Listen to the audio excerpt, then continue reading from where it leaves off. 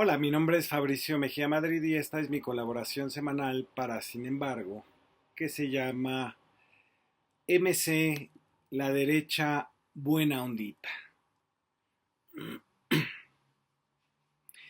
El Partido del Movimiento Ciudadano tiene una historia de escasa profundidad.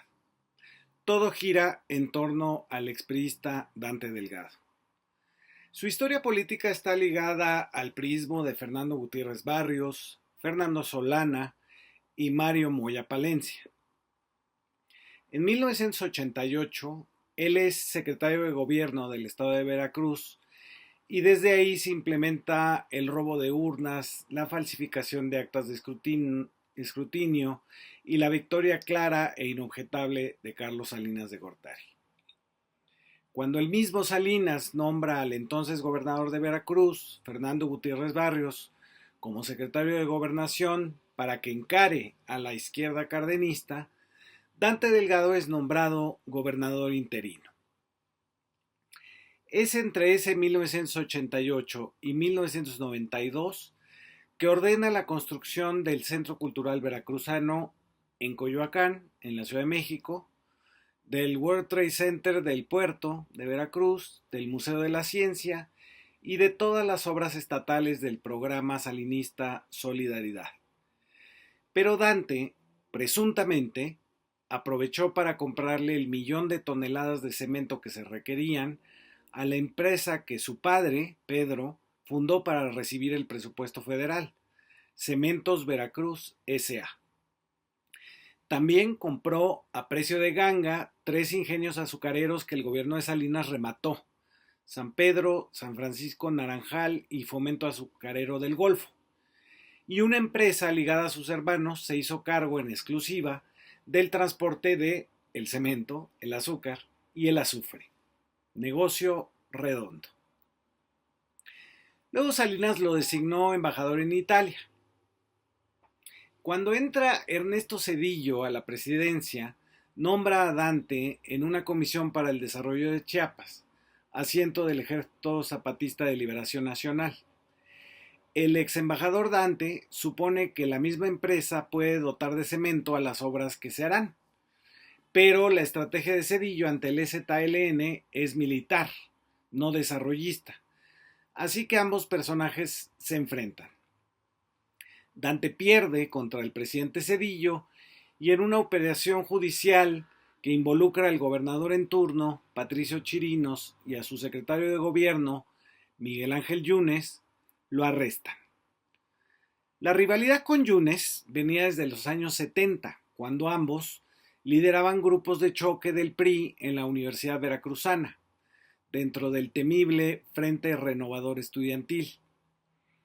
Al exgobernador lo encarcelan durante un año y al salir, porque los delitos habían prescrito, no porque fuera inocente, Dante renuncia al PRI y se dedica a construir un partido político que no lo traicione, es decir, que él controle casi absolutamente. Es curioso que su demanda de democratizar al PRI, que justifica su salida, no sea llevada jamás a la realidad en el partido político que él crea. En 1997 fundó la Asociación Convergencia, que se convertiría en partido en 1999 como Convergencia por la Democracia, al que luego le cambiarían el nombre por Movimiento Ciudadano en 2011. En 2003, el partido tuvo un desfalco de 100 millones de pesos y tanto en 2013 como en 2018 fueron acusados por el Instituto Nacional Electoral de filtrar el padrón electoral a empresas privadas, por lo que se les multó con 61 millones de pesos. Este partido también fue en alianza con el PRD en 2 ocasiones y gracias al efecto López Obrador, Dante llegó al Senado. En el 2018 se sumó a la campaña del panista Ricardo Anaya y desde entonces ha tendido más hacia la derecha panista, por lo que ahora se le ha llamado el PAN naranja. De igual manera, es parte de la moratoria legislativa que impidió, junto al PRIAN, que México pudiera decidir sobre su soberanía eléctrica. Impugnó la reforma electoral y hasta las mañaneras. En lo político tiende a cachar todo el transfugismo que se separó del PRI o del PRD por falta de espacios que repartir. Como Convergencia o como Movimiento Ciudadano, siempre está abierto a entregar al partido a cambio de algunas diputaciones. A últimas fechas, su ideología es el buenondismo, es decir, la que plantea soluciones que solo se refieren a la superficie, a la apariencia de los problemas y no a sus causas estructurales. Para poner un ejemplo, su diputado estrella, Álvarez Maínez, para votar a favor de las eléctricas españolas e italianas, como Iberdrola y Enel, y en contra de la CFE, dijo que la soberanía residía no en el pueblo, sino en el sol, y propuso paneles solares en los techos de todas las casas. El buenondismo es pretender que la pobreza, el racismo, el clasismo, la misoginia, el cambio climático se resuelven con medidas de consumo, no con acciones del Estado. Así, los buenondita creen que en su consumo de alimentos orgánicos está la solución al calentamiento global y no pueden ver la contaminación que han generado 5 petroleras y el 0.1 de los más ricos. El buenondismo es usar la apariencia de una lucha social y vaciarla de contenido a tal punto que acabe por ser un estilo de vida individual. Por eso es de derecha, porque elude las tareas políticas, el conflicto inherente a estas y la labor del Estado. Sus propuestas acaban beneficiando a quienes son los responsables del problema. Jamás cuestionan el régimen, el sistema o el modo de producción. Todo lo deja en manos de la tecnología que según ellos carece de interés político o económico. Así el buenondismo evita el conflicto, propone una solución que satisfaga la buena conciencia, aunque no resuelva nada y a veces empeore la situación. Un caso típico es la queja de que el Tren Maya afecta a la selva. Esta postura no toma en cuenta que en el tramo reclamado por los abogados de Claudio X González y sus organizaciones pseudoambientalistas, ya solo hay hoteles y negocios de cría de cerdos que ya la acabaron y solo hay acahuales. Se plantea entonces una fantasía donde la selva no tiene pobladores ni comunidades pobres que tienen derecho al desarrollo. En esa selva de fantasía están unas posibles vacaciones para snorkelear en Xcaret. Su reclamo perjudica a esas comunidades que serán beneficiadas y jamás toca a los consorcios hoteleros, las concesiones para extraer piedra o la construcción de parques acuáticos dentro de los cenotes. El buenondismo, por último, emerge de los libros de autoayuda, para quienes la felicidad es un emprendimiento, una startup, para quienes el bienestar es individual y depende mucho de tu actitud positiva. Cuando propusieron al junior hotelero Roberto Palazuelos como candidato al gobierno de Quintana Roo, el Movimiento Ciudadano dio en su propio clavo. Palazuelos confesó un homicidio como si fuera una anécdota de sobremesa. Lo hizo en la televisión. Después de retirarle la nominación al Junior, el PAN Naranja empezó una campaña buena ondita que dice: porque cuando todo parece querer borrarnos la sonrisa, la alegría se convierte en derecho. Porque frente a la desesperanza, la alegría se convierte en aspiración y anhelo. Porque en la alegría viven la paz, la justicia, el amor y la igualdad. Porque en la alegría habitan todos los derechos. Porque cuando el odio se adueña del espacio público, la alegría es revolución. En su más reciente acto de campaña, hace unos días, el Partido del Movimiento Ciudadano presentó lo que llama una nueva visión del país, llamado México Lectivo. El nombre es terrible porque pareciera que anuncia un año lectivo, es decir, un periodo dedicado a tomar clases. En un auditorio lleno, en su mayoría de hombres maduros de traje, el encargado de abrir el acto fue el sobrino de Dante, Rodrigo Borrás Delgado, quien confundió un chat en una plataforma digital con la participación política. Es la misma idea de la Sociedad Civil MX de Claudio X González, que creen que un proyecto es una acumulación de palabras en una conexión. Al sobrino le siguieron personajes como Eva Müller Monzón, vicepresidenta, así dice, del Ágora del Club de Industriales de la Ciudad de México, que pidió que se pararan los que habían participado en México Colectivo y nadie se paró. Claudia Cora Bustos, quien fuera de Relaciones Internacionales de la Comisión Nacional del Agua con Peña Nieto, dijo: ha de ser un país donde la política civilice la barbarie social y no que esta barbarice la política. Para ello, los mejores al frente. Es decir, como en la idea del salinismo en que los políticos eran los expertos que civilizaban a la sociedad, y no como realmente ocurrió, que la barbarie bajó desde la silla presidencial y fue la sociedad la que decidió resistirse a ella. Si esa es la visión, entonces es la misma de Salinas de Gortari, que se veía a sí mismo como Julio César civilizando las Galias.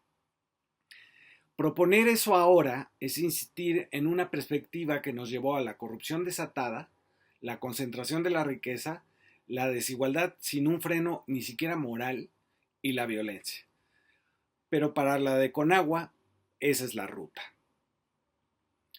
Siguió el que prometiera acabar con la pandemia en 8 semanas, allá a finales de 2020, Salomón Chertorivsky, secretario de Salud de Felipe Calderón.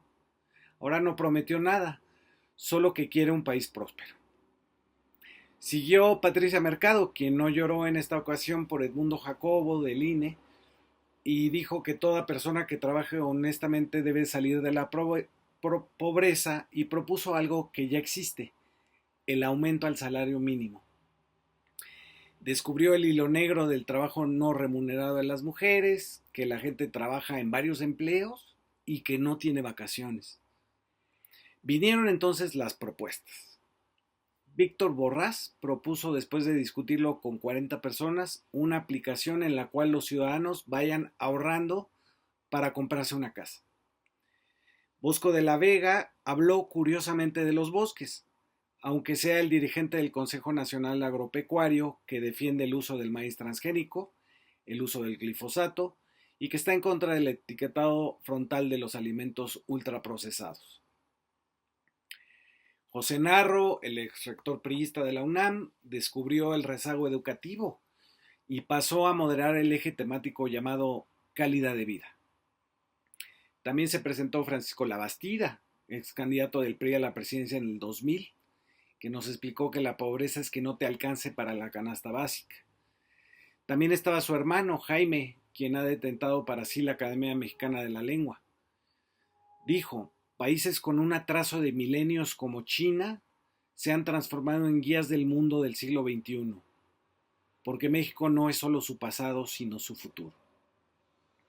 Decir que China tenía un atraso de milenios es como si escucháramos a un narcotraficante británico vendiéndole opio a los cantoneses en el siglo XIX.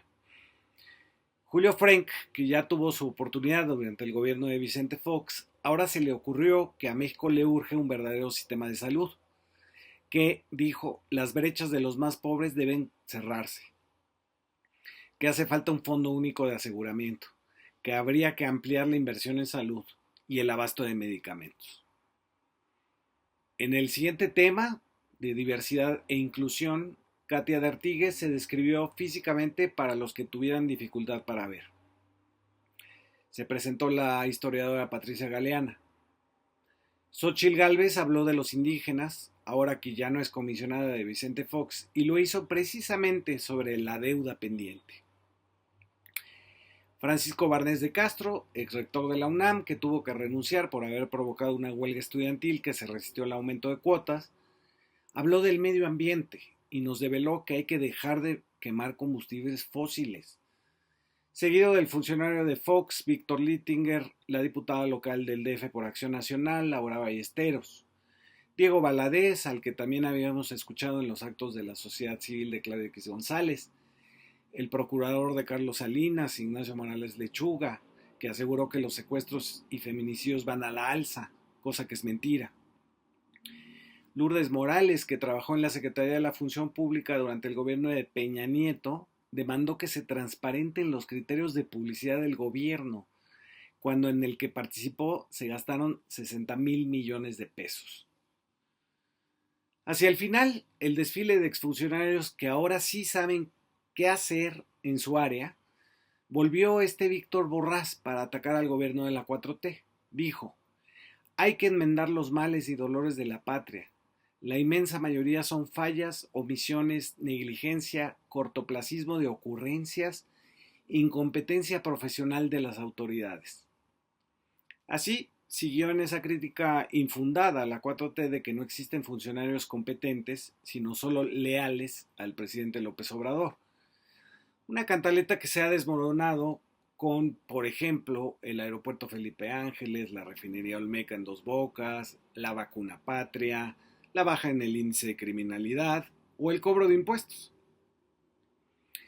Y al final, habló, ¿quién cree? Dante Delgado. Elogió a su propio partido. Dijo: no tenemos un documento, sino 7 libros que representan el esfuerzo de un trabajo maravilloso en el que se concentra la propuesta de sectores representativos del país, del que el sistema político debe aprender. La verdad es que solo hablaron exfuncionarios que ya tuvieron su oportunidad en los gobiernos del PRIAN, y salvo reafirmar que el movimiento de Dante Delgado es de tránsfugas de esos partidos, no veo qué de innovador tuvo este acto público. Lo que los medios esperaban de esto era precisamente si ese partido, que no ha pasado de un dígito en elecciones nacionales, iría o no en alianza con el PRIAN para conformar el tan esperado MacPrian. Delgado pidió paciencia, serenidad y confianza. Dijo que era hora de arriesgar, que tenemos el anhelo de una alternativa mejor a la que todos merecemos. Así dijo, aunque quizás quiso decir cualquier otra cosa. Muchas gracias por escuchar.